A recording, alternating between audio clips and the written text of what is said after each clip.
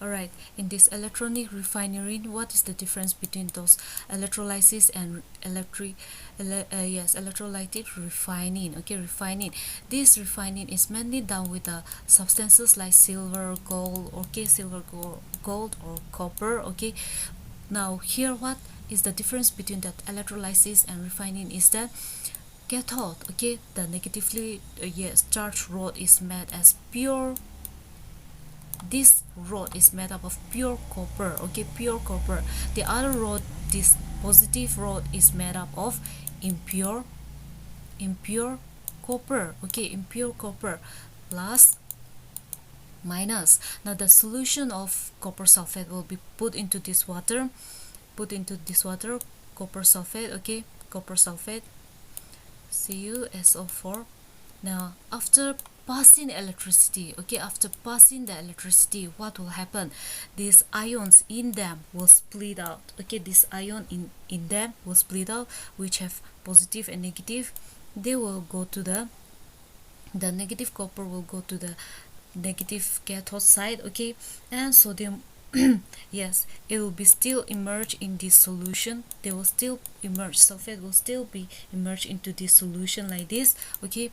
Now what actually used to take place is that since the current is still in this solution, the copper which is getting attached to the cathode, okay, the size of this copper will get larger and larger, and the impure copper which is in anode, okay, the impure copper over here, the copper will also get into the solution, okay, copper, they will form copper ions, okay, copper ions, which will then be attracted to the cathode again like this. So eventually the size of the cathode will increase, plus the size of the anode will get decreased, okay, they will get decreased, it will shrink up because they are made up of impure copper, right? So when we take out pure copper and yes, they are forming over here, what happens is that in the end what you will get is that you will get some mud, and that mud will be called as anode mud, okay, they will be called as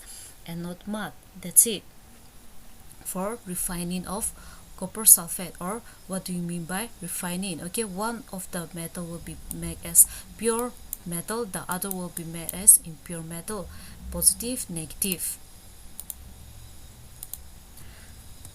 Now corrosion, another important term here, since we are talking about metals, okay, they used to get corrode easily because of the presence of oxygen or moisture out there, right? So let us see the definition again. Corrosion is the damage caused to the metals due to the reaction of metals with oxygen, moisture, carbon dioxide.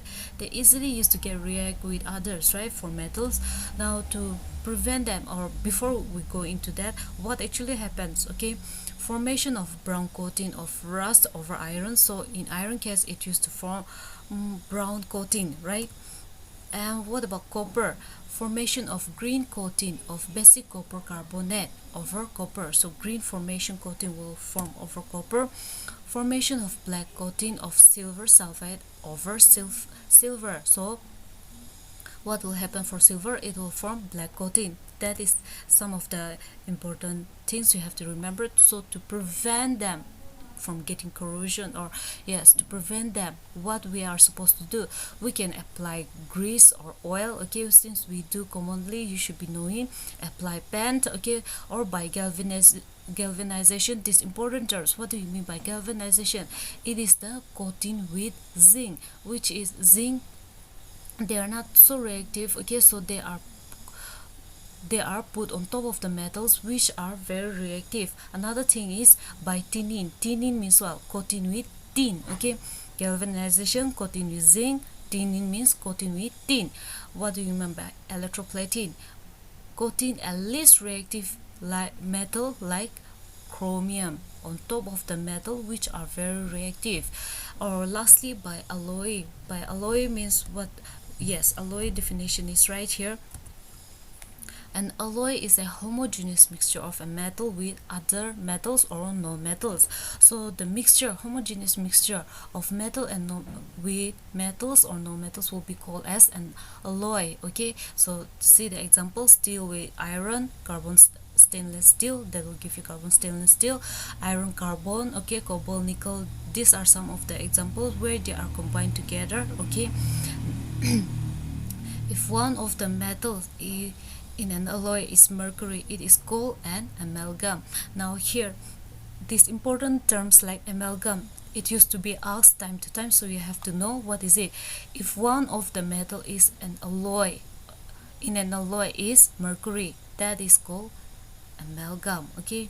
So that is the end of this chapter. Thank you.